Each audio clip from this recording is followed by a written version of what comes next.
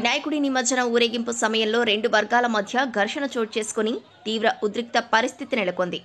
ఈ ఘటన ఎన్టీఆర్ జిల్లా కంచికచెర్ల మండలం పరిటాలలో చోటు చేసుకుంది. పోలీసులు తెలిపిన వివరాల ప్రకారం గ్రామానికి చెందిన బాలగణేష్ ఫ్రెండ్స్ ఉత్సవ కమిటీ ఆధ్వర్యంలో 11 రోజులుగా వినాయకుడి విగ్రహానికి పూజలు నిర్వహించారు. శనివారం నిమజ్జనానికి భారీ ఏర్పాట్లు చేశారు. ఊరేగింపు గ్రామంలోని ఓ చర్చి సమీపంలోకి చేరుకుంది. ఆ సమయంలో శోభయాత్రలో పెట్టిన పాటలపై స్థానికులు అభ్యంతరం తెలిపారు. దాంతో ఇరు వర్గాల మధ్య తీవ్ర వాగ్వాదం చోటు చేసుకుంది.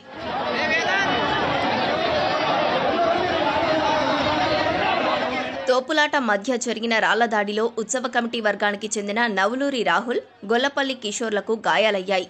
వారిని చికిత్స నిమిత్తం నందిగామ ప్రభుత్వ ఆసుపత్రికి తరలించారు.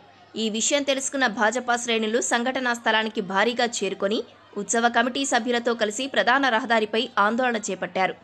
నందిగామ, విజయవాడ ప్రధాన రహదారిపై భారీగా ట్రాఫిక్ నిలిచిపోయింది.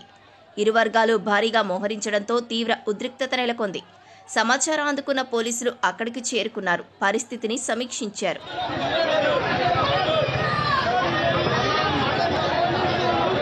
అయితే దాడికి పాల్పడిన వారిపై చర్యలు తీసుకోవాలని ఉత్సవ కమిటీ ఆధ్వర్యంలో ఆందోళనకారులు సుమారు 2 గంటల పాటు రహదారిపై బైఠాయించారు. వారితో చర్చించిన పోలీసులు దాడికి పాల్పడిన వారిపై 24 గంటల్లో చర్యలు తీసుకుంటామని, భవిష్యత్తులో ఇటువంటి ఘటనలు పునరావృతం కాకుండా చూస్తామని హామీ ఇవ్వడంతో ఆందోళనకారులు శాంతించారు. విగ్రహాన్ని నిమజ్జనానికి తరలించారు. ఆందోళనలో నందిగామ మార్కెట్ యార్డు చైర్మన్ పిట్టల శ్రీదేవి, కంచికచెర్ల మండల భాజపా కన్వీనర్ కాళవ మహేష్ బాబు, విగ్రహ కమిటీ సభ్యులు పాల్గొన్నారు.